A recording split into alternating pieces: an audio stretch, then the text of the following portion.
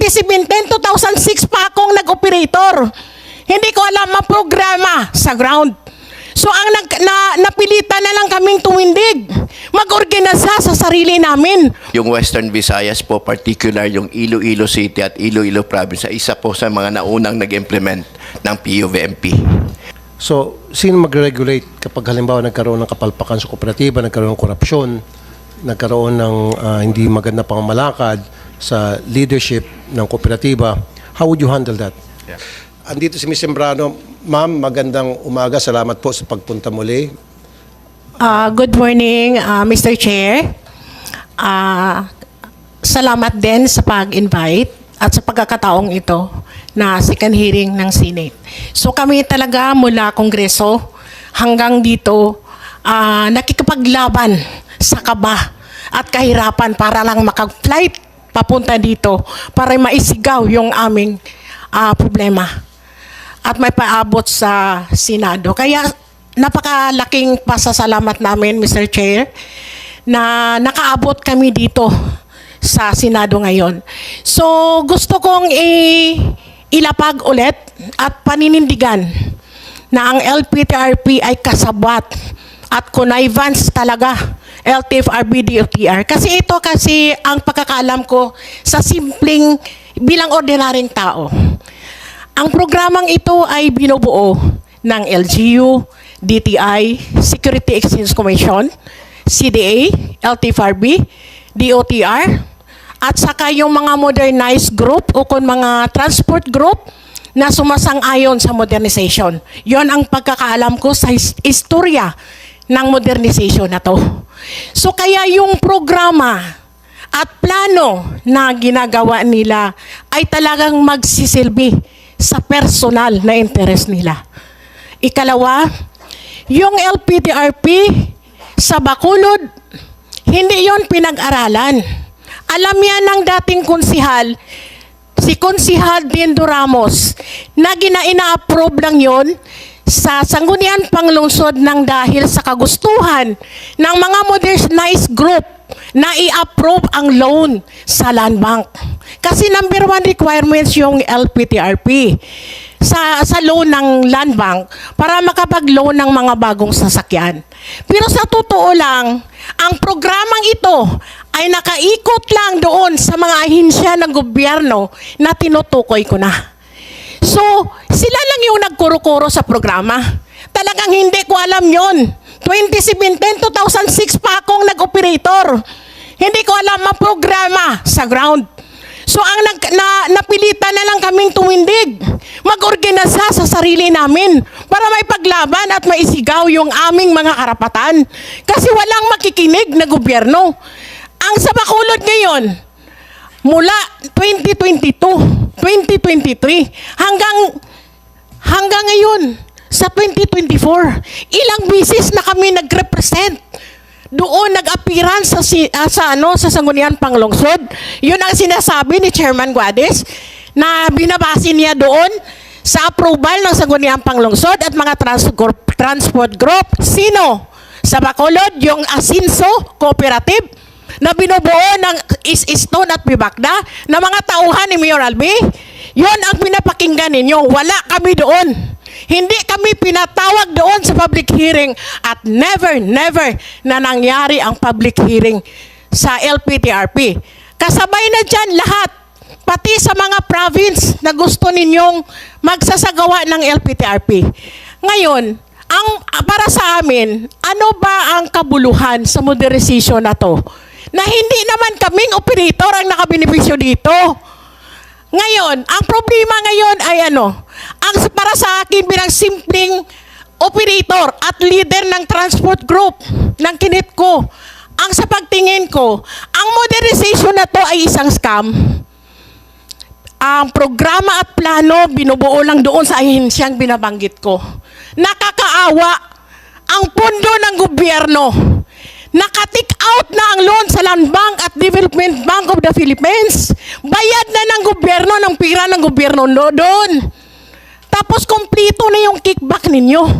Sino ang mag-shoulder sa bayaran sa bangko? Yung mga korporasyon like ng Churit at saka Cebu Peoples.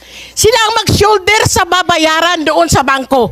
At walang assurance yung nagpa-consolidate na talagang after 7, 8 to 10 years, extended na magbabayad sa utang, ay mabubuhay pa yung pamilya nila. Makakapakain pa. Kasi ito ang nangyari. Ang programa ito ay nakaikot lang sa pagbabayad ng utang sa mga modernized minibus. Hindi yun nakaangkla kung paano ang ating mga operators at drivers na matulungan para umunlad ang kabuhayan namin. Ngayon, nagkalitsi-litsi ang kabuhayan namin. Walang tumutulong kung hindi kami magrarally, hindi kami magsisigaw. Hindi kami pakikinggan kahit sa LGU. Ang LGU talaga, ang interest nila lang ang tinitingnan. Wala na yun, hindi na yan tumitingin sa interest namin. So sino pang kumakampi? Siguro isang Senator Raffy Tulfo na ang inaasahan namin na kaya nandito kami kasi gusto naming matuldukan itong PUV monetization program na to na para lang talaga sa 1% na sumasama sa modernization program. Ang akin lang, kahit babalikan natin sa ground, Mr. Guadis, Mr. Ortiga, hindi kayo nakaranas, hindi nyo dinanas ang hirap ng sugal ng buhay na wala kaming rehistro, wala kaming insurance, nang dahil sa ginagawa ninyong pananakot. Ang mali pa nito ngayon, Senator Tulfo, may lumalabas na Board Resolution 053. Noong April 30 pa pala na-aprobahan, permado ni Chairman Guadis, nag-aalaw ng 2,500 routes na may maliit na number of authorized units na pwedeng makapag-operate. Bakit tinatago ninyo? Ano ba to? Kabaliwan? Sinasabi nyo wala ng extension. Consistent kayo nagsasabi sa Kongreso, kahit dito sa Senado, na hanggang April 30 lang. Pero yung nakatagong board resolution, continuous ang consolidation out of 10 to 15 pwede tanggapin ng LTFRB para sa consolidation. Patago pala ang board resolution na to para patuloy na mag-maneuver na i-reach out yung 81% na consolidation to justify the President BBM na suportahan ang programa nila at suportahan ang pag-phase out sa aming mga traditional jeepneys. So ngayon, nakatago pala yung board resolution. Inilagay ninyo ang public safety, public interest ng ating mga commuters. Inilagay ninyo sa alanganin ang mga buhay namin at pangkabuhayan namin na pwede naman pala kaming makapagbiyahe without any need of consolidation application. Napaka-traitor talaga ninyo. Inaano kami, para sa akin parang personal na bilang operator, napakasakit sa amin nangyari yun. Tapos libo-libo na mga interest ng mga operator, kabuhayan, sir. Ma'am Sabrano, okay, thank you. Thank you. Well taken yung point ninyo. Chairperson Guadis, ano itong 053 board resolution na Yes, tinago sa kanila, hindi malinaw sa kanila? Mr. Parang Chair, sinekreto nyo po. may I be recognized? Unang-una po, Mr. Chair, yung board resolution na yan, nasa website po ng LTFRB. From the time we enacted it in April 30, nakalagay po yan. Number 2, ano po ba yung board resolution na yan? May mga rota po tayo sa probinsya na 1 hanggang 4 lang na jeep ang bumabiyahe. Ito po yung babiyahe ng umaga, babalik ulit ng hapon. Ang concept kasi ng consolidation, Mr. Chair, is there should at least be 15. May mga areas po sa aming paglilibot po na talagang 1 lang o 2 lang yung bumabiyahe. In these areas na recognize namin yan, if we require them to consolidate, wala hong patutungan yun dahil talagang kukunti. So, on those instances po, we exempted them from consolidation. However, identified po yung jeepney operator at saka yung rota. And they are part of still of the consolidation. Ang na-exempt lang sa kanila yung pagbuo ng kooperatiba. They are still required. Kasi sir, kukunti talaga yan. 1 hanggang 4 lang yung mga nagbiyahe. Marami ho niyan, sir, sa mga liblib na lugar sa ating mga probinsya. Nakasaad po sa board resolution kung ano po yung mga rota at kung ilan po ang mga bumiyabiyahe from 1 to 4. It's a 16-page annex po na nakalagay doon sa mismong board resolution. Halimbawa, rotang A to B, 2 ang nakalagay lang. And then identified kung sino yung mga jeep operators na yon na nandoon sa rotang yon po. So, hindi po totoo na tinago namin yon. Nasa website po namin yon. In fact, doon po nila nakita sa website namin. Okay. Tulad sinasabi ko dito noong pa, during the last hearing, wala akong problema sa PUB modernization basta't walang nadidihado rito. Walang nalalamangan. Ang nangyari, kulang ata kayo sa information dissemination, kaya may mga tumututol, hindi sapat na kaalaman na ibibigay nyo sa kanila. Nabagit na kanina, 392 million din yung nagamit. Dapat ito gastos nyo para ibigay alam sa lahat ng stakeholders tungkol sa modernization program na gusto nyo ma-implement. Now, si Ms. Sembrano ay kasama sa grupong Kabakod. Tama, ma'am? Okay. What will it take? Ano pong dapat gawin ng gobyerno para kayo po ay mapapayag na umanib na sa PUB modernization program ng ating pamalaan? Ang sa akin po, Senator, as of now, para sa akin, kahit nandoon na sa programa at nandoon na ang mga modernization sa mga grupo, iba't ibang kooperatiba at korporasyon. Sa nangyari sa Region 6, 3 kooperatiba may suspension order na from CDA. Tapos, yung Churet Corporation, maraming kaso to. 38 counts of carnappings, may 11 counts of carnappings, may pag-angkin na sa kanilang mga mag-aari ng mga sasakyan nila. Then, ang Cebu Peoples, yung nasa Cebu based na kooperatiba, umangkin ng ruta at saka franchise doon sa Bacolod. So, nagfa-file din ng cancellation and revocation ng kanilang consolidation. So, ibig sabihin, para sa amin, ang nangyayari ngayon sa Region 6 lang per se, kailangang sagipin ng gobyerno. Dahil maraming mga prangkisa at kambuhayan ng ating mga operators ang mawawala at mapunta ng pagkalugi. So para sa akin, kung pwede sana i-stop or i-suspend muna itong programang to at pag-aralan muli ng gobyerno, hindi lang DOTR at saka LTFRB, baka yung Senate or ang Kongreso yung mag-aral nito, i-suspend muna ito. While ang ating mga operators pwede pa nating maisalba pa yung papunta ng pagkalugi ang mga kooperatiba at korporasyon. So ang aking resolution, ang aking talagang hilingin sa iyo, Mr. Chair, gusto namin na papayagan natin muna yung existing na may mga prangkisa na mga traditional jeeps, no, na magpapapasada, ipa-renew, ibalik muna ang aming 5 taong prangkisa at renew ito para makapag-renew ng rehistro at saka insurance at ma-insure natin bago magbukas ang klase, ang serbisyo at ang supply ng ating mga sasakyan kasi mag-open na ang klase.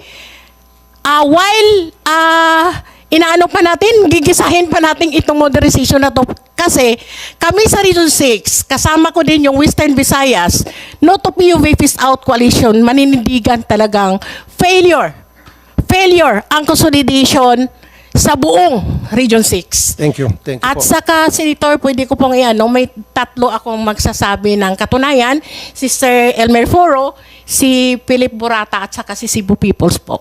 Okay. Sige, kanina pa tumatas na kamay si Mr. Foro. At mamaya makausap din natin kung meron dito present, taas ang kamay, yung nakakonsolidate na at pabor sa consolidation sa modernization program para ma-hear natin both sides. Pero nauna si Mr. Foro, nagtaas ng kamay Mr. Foro. Thank you po, Mr. Chair. Mr. Foro ay lead convener no to PUV Pace Out Coalition Western Visayas. Sir. Yes po. Para po mabigyan ng accurate at thorough na mukha yung kalagayan ng PUVMP po sa ngayon, yung Western Visayas po, particular yung Iloilo City at Iloilo Province, isa po sa mga naunang nag-implement ng PUVMP. Ito din po ang pinangangalandakan ng LTFRB na yung Western Visayas po ang may pinakamaraming imported minibus. Ayaw ko pong tawagin na modern po yun, Mr. Chair, dahil sinasang-ayunan ko po yung sinabi mo na hindi po ito modern, ito po ay surplus imported minibus. Para po mabigyan ng mukha yung PUVMP kalagayan sa ngayon, ganito po yung nangyayari ngayon, particular sa Iloilo City. Ang Iloilo City po ay may pinakamaraming malalaking kooperatiba at may LPTRP na rin sa ngayon. Okay. Ganito po ang nangyayari. Sa ngayon po ay hindi po kaya na nabigyan ng dividendo ng mga kooperatiba yung na-drop ng mga miyembro nila nakasapi ng kooperatiba dahil nalulugi na. Ito po ay sinangayunan sa isang media interview mismo ng Provincial Cooperative Development Officer ng Iloilo Province na sinasabi niya, hindi lang ito simpleng problema ng korupsyon, hindi lang ito simpleng problema ng hindi pagpapakita ng financial statement. Sabi ng mismo doon sa panayam sa Cooperative Development Officer, ito ang problema talaga ay ang buong sistema ng PUVMP. Sa totoo lang po, Mr. Chair, kahapon po ay nagwelga ang buong driver ng isang kooperatiba at naririnig ko rin po na feedback na marami pang sasama. Actually, Bakit ba't sila nagwelga, Mr. Foro? Hindi po dumarating ang kanilang sahod. Late po.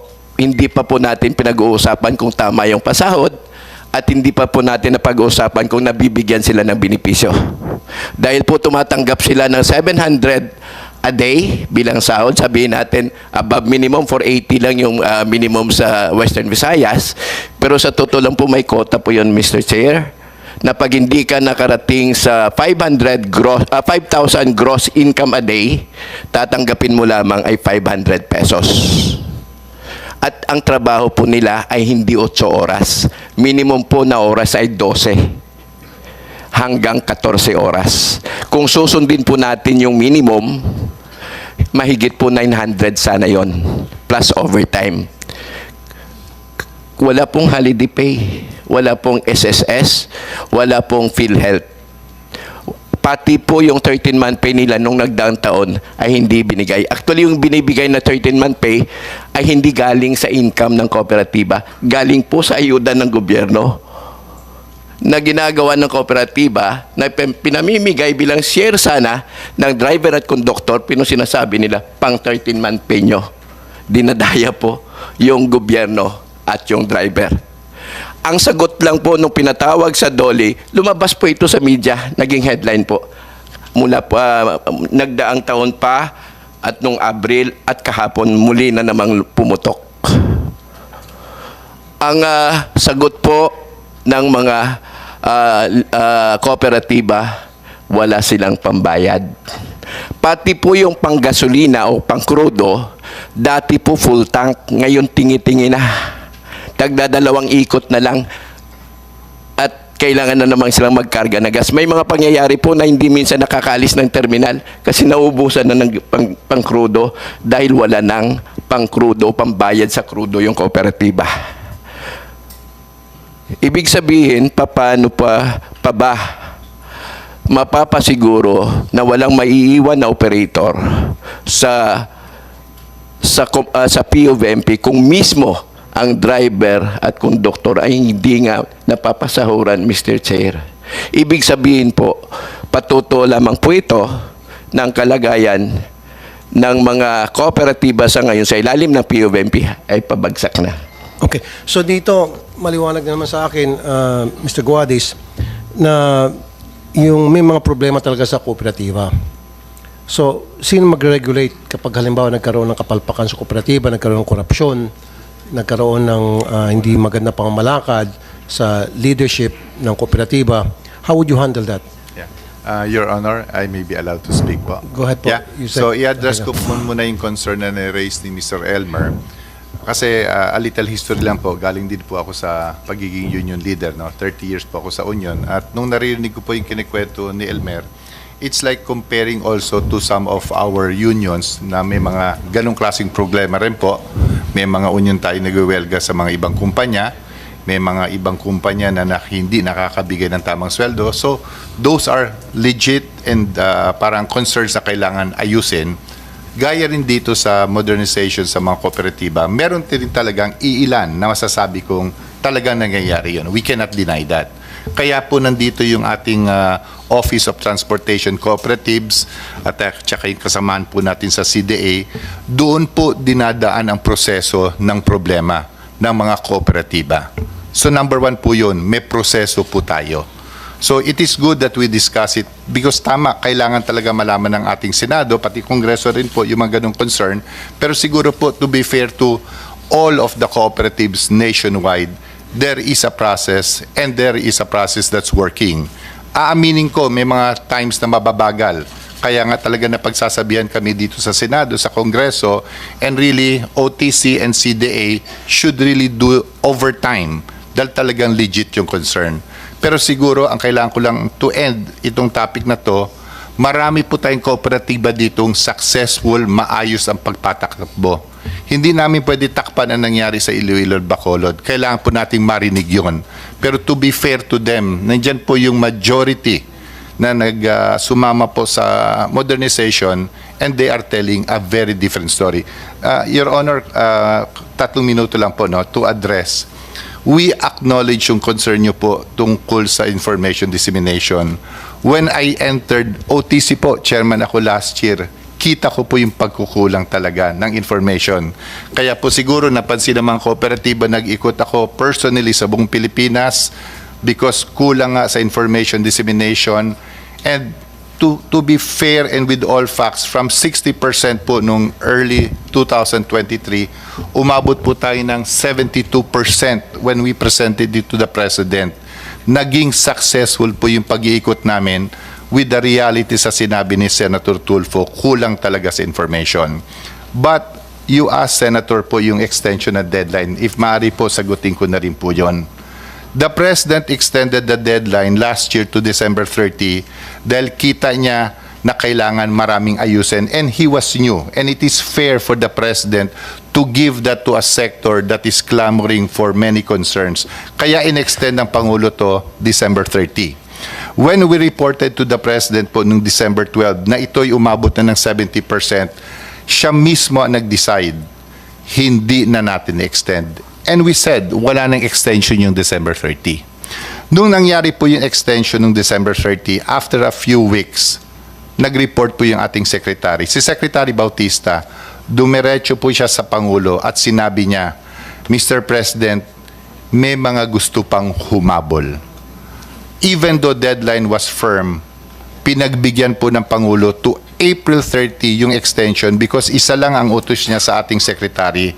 Wala akong gustong maiwan na nasa labas na gustong sumama dahil lang sa deadline. That's why it was extended to April 30. At yung mga kasama natin dito ang kooperatiba, marami po dyan nagalit sa amin dahil ayaw na nga nila ni-extend because it's true. They feel na tama na yung December 30. But because of the pakiusap, April 30. Nung dumaan po yung April 30, if you notice, wala na pong announcement ang Pangulo, wala na pong announcement ang si Secretary Bautista because we in DOTR and LTFRB reported to the Secretary, Mr. Secretary, wala na pong nasa labas na gustong pumasok and I can personally say that. Alam mo, Mr. Ortega, let me interrupt you.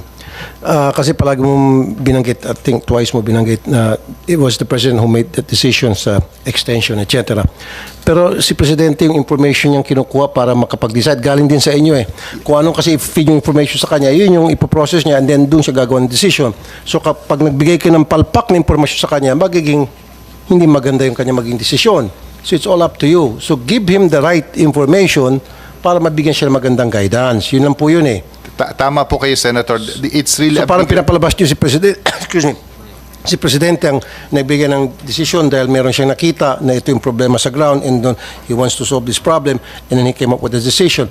Pero that decision nagbunga dahil sa mga binigay niyong impormasyon. Give him the right information para makapagbigay siya ng tamang desisyon. Tama? Tama po kayo, Senator Tulfo. It is really a challenge on the part of DOTR at saka sa LTFRB to really give the fair and honest information because the President will make a very hard decision. And with all humility po, naisabi namin po sa DOTR at LTFRB ang totoong impormasyong nakikita namin at nai-relay naman po namin sa Pangulo.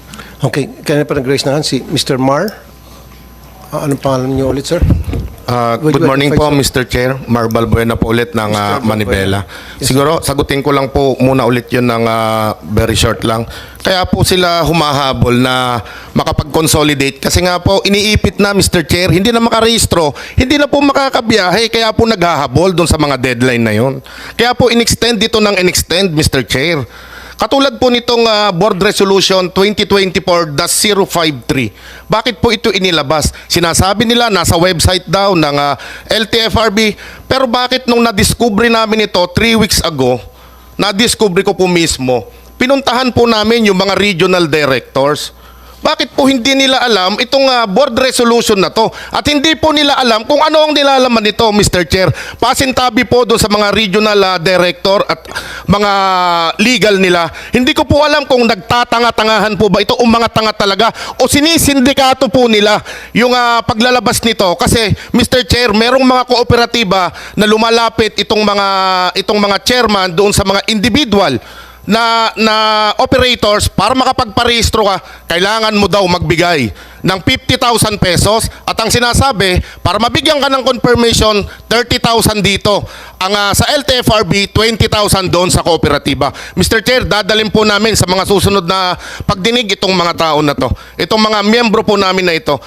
Katunayan, itong board resolution na ito, napalpak po yung consolidation. Bakit po naglabas pa ng 2,500 na ruta na pwede pong makarehistro at makapagbiyahe na hindi alam ng mga regional directors po na ito, Mr. Chair? Ibig sabihin, Mr. Chair, kulang na kulang yung masasakyan ng taong bayan. Hindi dahil kokonti lamang yung mga nag-consolidate, Mr. Chair. Ibig sabihin, yung mga lugar na sinasabi nila konti lang ang nag-consolidate, maling-mali po ito, Mr. Chair. Sa Pangasinan, 19 municipalities na miyembro po ng Manibela. Lahat po yon nag-consolidate, Mr. Chair. Pero hindi po sila na-awardan ng kahit na isang ruta at ang inawardan nito yung mga hindi naman kasali doon sa transport. May bidding pa ito, Mr. Chair, na 5 million pesos. Kung wala kang pera, itong mga pobreng drivers at operators na to, hindi na pala makakasali. Wala pong katiyakan pala kahit nag-consolidate ka na sa'yo din mapupunta itong mga ruta po na ito, Mr. Chair. Katunayan nga po, Mr. Chair, nandito lang sa harapan natin, yung mga modernized units na hindi kumita o hindi daw kumita doon sa kanilang ruta, inilipat po, isipin nyo, dito sa Nagtahan, Mr. Chair, napakaraming jeepney na miyembro po namin. Pero nilagyan po ito ng mga modernized na galing po ng Cubao Divisoria, galing po ng San Fernando. Ibig sabihin po pala kapag nag-modernize kami, Mr. Chair, kahit saan mo dalhin itong modern na unit mo na to, kapag nalugi sa ruta na to, pwede mong dalhin sa iba-ibang ruta. Mr. Chair, kami, tinatawag kaming kolorum. Itong mga modernized na to, baka wala pang PA ito, baka special permit. Kami ang pinag-iinitan, Mr. Chair. Kami ang hinuhuli. Kami ang araw-araw tinatakot, Mr. Chair. Pero sila yung totoong kolorum, Mr. Chair. Pwede palang ilipat itong mga modernized unit na to doon sa mga ruta at babuyin. Binaboy nila ang public transport, binaboy yung mga ruta. Sila mismo ang bumaboy nito, Mr. Chair. Hindi natin alam kung sino pa yung mga kasabwat nitong mga sindikato na to. Actually, Mr. Chair, yung mga sasakyan na to, andyan si Mr. Biyahe. Itong mga sasakyan na to, galing Cubao Divisoria, nasa Nagtahan. Galing po ng San Fernando, Pampanga, nasa Nagtahan. Ano po ang papaliwanag natin dito? Tapos kaming mga traditional jeepney, tatanggalan nyo kami ng hanap buhay. Andi dito yung mga nag-modernize, Mr. Chair. Utahin na, kaya pala, gigil na gigil, Mr. Chair. I'm sorry. Pardon my word, Mr. Chair. Okay. Mahigit 400,000 pala ang komisyon. Mr. Chair, ng isang modernized unit. At yan ay napatunayan doon sa pagdinig sa Kongreso, Mr. Chair. Thank you, Mr. Mar. Gusto ko rin marinig yung para maging fair din tayo rito doon sa mga nag-consolidate pabor sa modernization. Si Mr. Ed Cumia, tama? Mr. Cumia, meron kayong reaction sa mga napag-usapan na dito kanina? Good morning, Mr. Chair. Good morning, Senator Ejercito. Sa mga government agencies na nandito, sa mga kasama ko sa transport sector, cooperative and corporations, good morning sa ating lahat. With all due respect, dun sa aking mga kasama po dito, iba't iba kami ng mga grupo. Pero isa lang po ang aming layunin lahat, ang mabuhay ang aming pamilya, mabuhay lahat ang aming magkaroon ng maayos na kabuhayan. Bagaman hindi kami nakakalihis paminsan-minsan ang direksyon na aming tinatahak. I for one ay complainant sa PUBMP na nag-start. Hindi nga ako pinapansin ng CDA noon kasi mareklamo po akong tao. But I insist, I need an explanation. Again, inaral ko po yung programa. Maganda ang layunin ng programa, maganda ang intensyon ng programa ng PUBMP para sa sektor. Pero po yung appreciation, doon po nagkakaroon ng pagkakaiba. Yung pag-appreciate natin ng sustansya ng programa, hindi lahat natatanggap. Kasi nga po, I acknowledge, Mr. Chair, yung pong inyong binanggit kanina, napakahalaga po nun, nasabi ko nung nakaraan. Yung pong pag-explain yung information dissemination is very, very important para maunawaan ng bawat isa. Ay 100% po ako sa inyo dyan. Kaya nga po ang Tindig Calabarzon together with the NFTC and Arangkada NCR, mula po nung magkaroon po tayo ng first hearing, kami po ay nag-usap na magkakaroon kami ng programa na kung saan ilulunsad namin, hindi po kami humingi pa ng tulong sa government, pero sana may pondo pala, baka mabigyan po kami. Ipapakita po namin yung ganda ng programa, ipapakita po namin sa mga co-op na nagtagumpay, na nagkaroon ng magandang epekto para sa kanila, para po mas maunawaan ng lahat. Again, ang CDA po, ngayon lang lumilitaw. Siguro po sana matulungan din niyo sa CDA. Ang OTC nandiyan din. Sana magkaisa, magkaintindihan. Ako po, bilang sa Tindig Calabarzon po, kasama po ang kooperatiba, kasama ang corporation. Nasaan ang corporation? Kaya ko po ginawa yung namin na pinagsama po namin sa isang samahan yung corporation. Kasi bakit po? Doon po sa capacity building, hindi po kasama ang corporation doon. Dahil po sila ay under na Securities and Exchange Commission, kung saan wala namang bahagi ang SEC upon registration, kung paano sila matuturuan, ma-educate, kung paano pagagandahin ang takbo ng kanilang negosyo, financial aspect, governance, at marami pang ibang bagay. Kaya po kami, OTC, bakit ba hindi natin baguhin? Baka po, Mr. Senator, sa tulong po ninyo, makapag-craft po tayo ng batas to amend ang batas ng OTC, gawin siyang authority to include the corporations para kapag may pa-seminar sila, hindi excluded ang corporation. Pero sa kaalaman, hindi sila kasama. Sayang po yung yun po yung nakikita kong butas, pero hindi ibig sabihin nun may mali. Kasi kahit ang buong sistema ng gobyerno, maraming mali. Pero dapat ba natin i-collapse ng gobyerno? No. We have to shield yung mga butas na mga may mali sa programa. That's the same way with this program. Maganda po ang programa, ang esensya. Bakit po? Ako po personally, kami po sa Montalban, 100% consolidated. May transport po ng mga jeep, magkakasama kami sa council, nag-meeting kami noong nakaraan, lahat po yung tumatakbo, wala po naman naiiwan doon. Pero meron pong modernized, lahat din tumatakbo. Normal yung mga aberya, normal yung konting banggaan, konting samaan ng loob. Part of life, part of the business. Pero at the end of the day, magkakaibigan tayong lahat. May programa tayong sinusunod, may hanap buhay tayong magandang gawin. Hindi ako pinautang ng DBP. Galit ba ako sa DBP? Masama ang loob, pero hindi galit. Pero yung mga sabi kong pinautang niya, tama, part doon sa hindi mga nakapagbayad. Pero ako po, I am proud to say, Metro Comet ay meron na pong 132 modern units. Hindi naman po China, Isuzu made. Pero ano po yung ibig sabihin nun?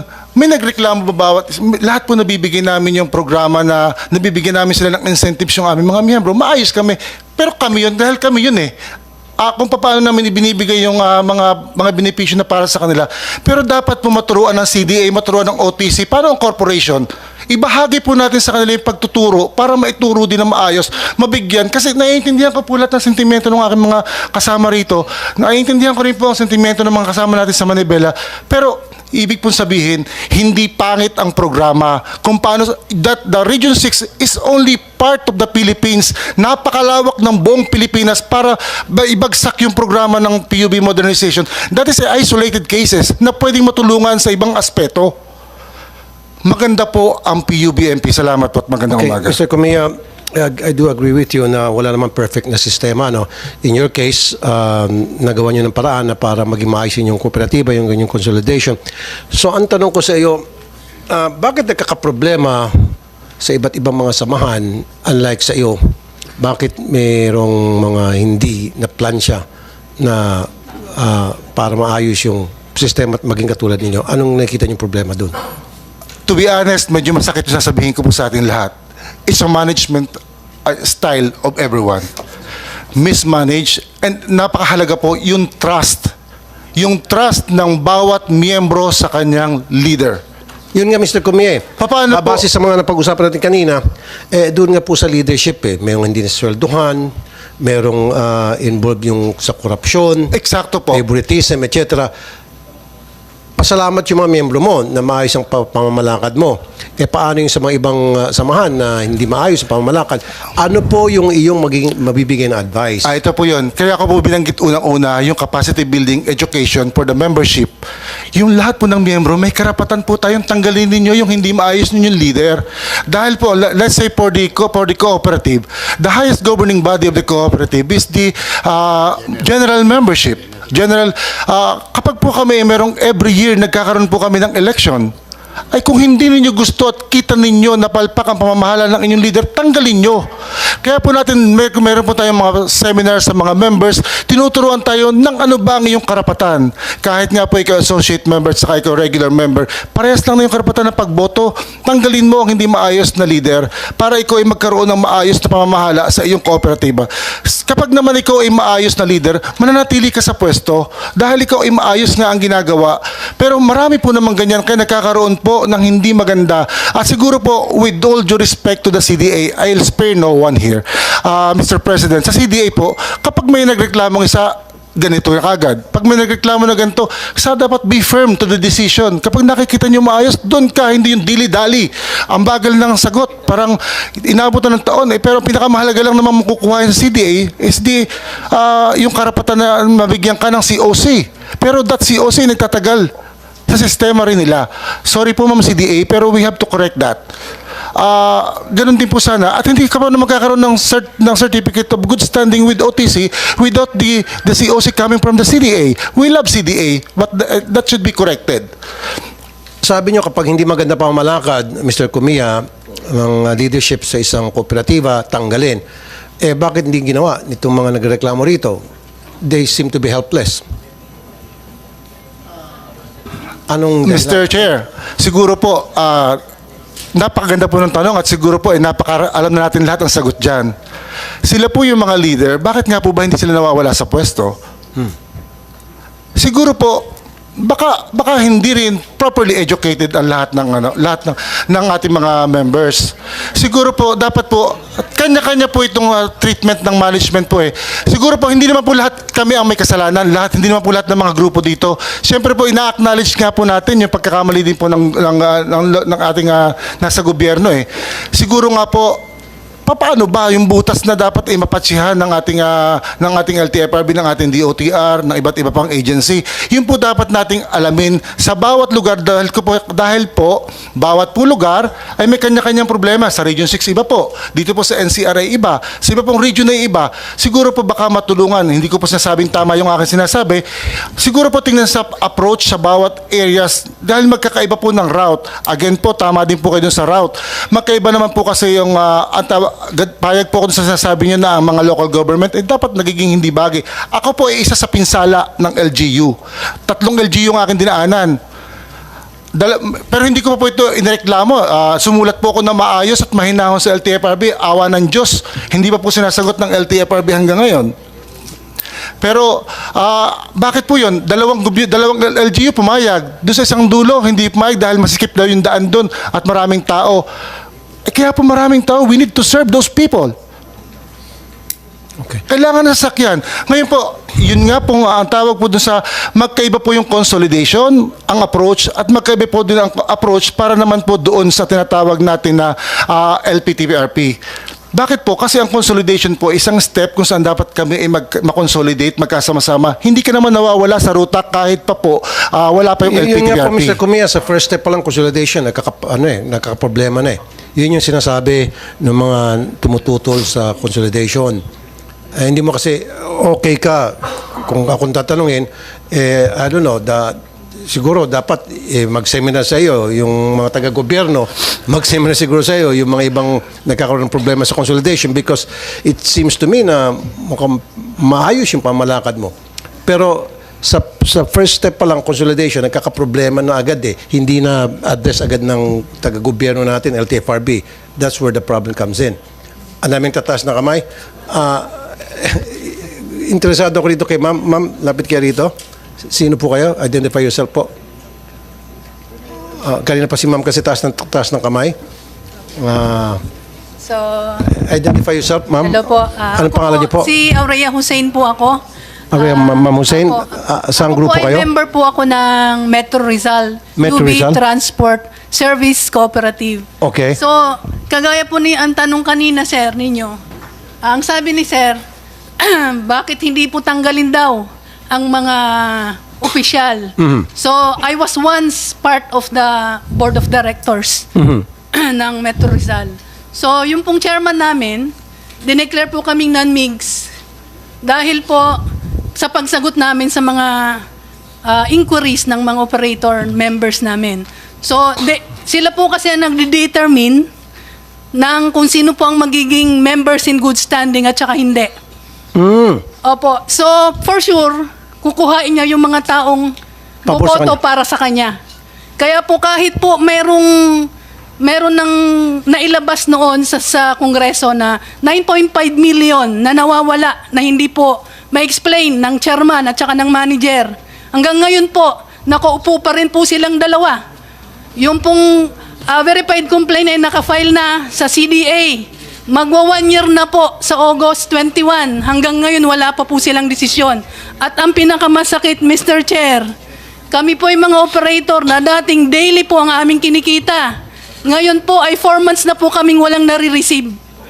Paano po ang maintenance? Paano po ang aming mga pamalengke, pambayad ng bills, pampa-enroll po ng aming mga anak? Hindi po kami tumutol sa modernization. Maganda po ang aming ruta. Kumikita po ang aming kooperatiba. Pero bakit po ganon? Dahil po hindi po honest ang mga nakaupo. Wala pong transparency po. Ngayon, nabigyan po ng CDA ng COC ang aming kooperatiba despite po sa mga madaming violations. Hindi ko po alam kung bakit ganon. Bakit po sa ibang region ng CDA may suspension po ang mga officers pero bakit sa Region 4A wala po? Okay. Pagbigyan ko si yung isa na lang. Itong si, anong pangalan niyo po, sir? Yung naka-red, naka-stripe. Anong grupo po kayo, sir? Magandang umaga, Mr. Chair. Ako po si Noli Rosales, galing po sa United Negros Driver Center Operator po. Okay.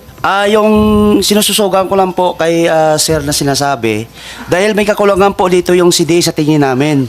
Dahil ito po yung katunayan na mayroon na po na sinuspended na mga opisyal. Pero hanggang ngayon po ay nakaupo pa rin bilang opisyal ng mga kooperatiba. Hindi po alis-alis ng CDA ang kanilang order. Ito po yung napapatunay na may order na yung CDA, pero hanggang ngayon nasa opisina pa rin ang mga opisyal na inorderan na 90 days preventive suspension. Ito po yung problema. Anong grupo po yan, sir, na nabigyan na ng suspension order pero hanggang ngayon nakaupo pa rin, walang ginawa yung ating... Region 6 po, United Negros Transport Cooperative po. Okay. So meron suspension order pero hindi ini-implement. Hindi po na-implement hanggang ngayon. Yung mga opisyal po, nakaupo pa rin. Okay. LTFRB, pakisagot po. Si Mr. DA. Chair, sa CDA po yan, hindi po sa LTFRB. Sorry. Sino dapat sumagot? Ayun pala, sorry. Si ASEC Mirla Paradillo. Ma'am, pakisagot. Good morning, Your Honor. Sir, gusto ko lang pong i-clear that this program, during the crafting of this program, CDA was not even consulted. We were not part of this program. But the only role of CDA then was to register a Ma'am, I'd like to cooperative... recognize our Senate President, Senator Cheese Escudero. Good morning po, Senator. Our only role was to register transport cooperative upon the endorsement of the Office of Transportation Cooperatives. So yun lang po ang naging role namin. But even then, dahil nga na-approve na siya, we accept and adapt it. So maraming gulo na nangyari, napasok na kami. Kasi nga, dahil involved ang aming mga transport cooperatives. Ma'am, sorry hindi mo ata nasagot yung Yes tanong po. ko. Sasagutin ko po. Meron, pakidiretso na lang po, Yes ma'am. po. Bakit hindi pa rin ma-implement yung suspension order? May mga Hanggang ngayon nakaupo pa rin Yeah. yung mga suspendido na dapat. Yes po. May charge order na po sila, nakakasuhan po yung mga hindi nag-implement ng mga suspension, and even in dahil meron sila mga negligence, mga gross misconduct. Kaya nga ma'am, ang sinasabi nga kanina, anong pangalan niyo ulit, sir? Yung may hawak-hawak ng suspension order? Ang sinasabi niya, may suspension order na, pagkatagal-tagal na yung suspension order, and yet hindi niyo pa rin na-implement, nakaupo pa rin. Yun yung nakaka-insulto para sa mga jeepney operators, sa mga jeepney drivers particularly. Yes, sir. Wala naman po kasi kaming police power. In fact, Then who has the police power to implement that suspension order? kailangan po namin silang kasuhan Who has sa the police court. power, ma'am? Ang dapat po kasi, sir, yung pag-issue namin ng suspension, yung mga Kaya ma'am, kung yung nag-issue hindi na kayo ng suspension Opo, order, opo. tapos ngayon, hindi nyo ma-implement, sabi nyo, wala kayong police power, then ba't pa kayo mag-issue ng suspension order kung wala palang kayong police power o wala kayong may delegate na grupo na has the police power para pilitin na maalis na yung mga nakaupo na merong suspendido na? Bali, ano po, sir, may charge order para kaso na po sa court. So, mahabang proseso yan pag korte. Actually, sir, yes po. Then useless. Wala na, Useless. the list that we Mag-issue ka ng suspension order, tapos tututol yun na issue yung suspension order, then you go to court. When you go to court, mahabang proseso yan. Nandiyan yung RTC, nandiyan yung Court of Appeals, nandiyan Supreme Court. Damn, abutin ng taon-taon. Tapos, habang nilitis yung kaso sa korte, adding insult to injury, nakaupo pa rin yung nasuspendido at titiba-tiba pa rin, ika nga. So bakit pa issue ng suspension order kung in the end pala sa korte rin pala ang bagsak? Tulad itong nangyari sa sinasabi niya na hindi ma-implement. So siguro nag-antay lang siya, madimanda niyo sa korte. Yun po kasi yung process ng batas. Then there's sir. a problem with the system. And how would you address that system na ngayon ay kine-question nga ng ilan? Kung sila, sir, dahil sila yung aggrieved party, pwede kasi nilang dalhin yon yung suspension, dahil sila yung aggrieved party, pwede kasi nilang ibigay yun sa police na paalis. Pero yun nga po kasi Pupunta sila sa police? Yes po, dadalhin po nila yon. No, ma'am. Sorry, mama. Kung Pumunta sa police, hindi po trabaho ng police. Yung suspendido, wala pong power ng police. The police... wala po din po they're kasi not kami given police the power, authority. sir. So yun po talaga yung process ng batas. Limited lang din po yung aming power. Wala kaming police Kaya nga, power. so hindi niyo pag-isipan itong PUB modernization. Ito yung isa sa mga butas dyan na kapag nagkaroon ng problema yung mga jeepney driver, sabi kanina Mr. Comia, tanggalin. Paano mo matatanggal yung isang tao na samantalang yung mismong management, siya mismo pwede magpatanggal sa mga tao niya na hindi nagko-comply o hindi Yun yung magandang isa- standing. Sir, And then kapag halimbawa na pagkaisahan na, halimbawa yung isang leadership, tulad halimbawa si Mr. Comia, na pagkaisa na siya ng mga miyembro at nagreklamo sa inyo, nag-issue kayo ng suspension order, hindi niyo pala kayang implement. Yun yung isang loophole, sir, doon sa implementation. Exactly. Yes po. So how would you address that? Kanina sabi mo, tatawag ng pulis, mamang pulis, halika, pataskin mo dyan sa pwesto itong Actually, sir, meron kaming ongoing leader ng kooperatiba. joint memorandum circular supposedly with LTFRB, OTC, and ongoing namin na sana ay mapabilis para mag-collaborate kami kasi hindi po pwedeng isang office lang talaga dahil maraming involved. So, anong suggestion niyo po? Tulad nito, yung sa hinaing kanina, anong pangalan niyo ulit, sir? Noli Rosales po, Your Honor. Mr. Rosales. Ang tagal-tagal nang na-issue ng suspension order, and yet nakaupo pa rin, pangisingisi pa rin yung na-issue nyo ng suspension order.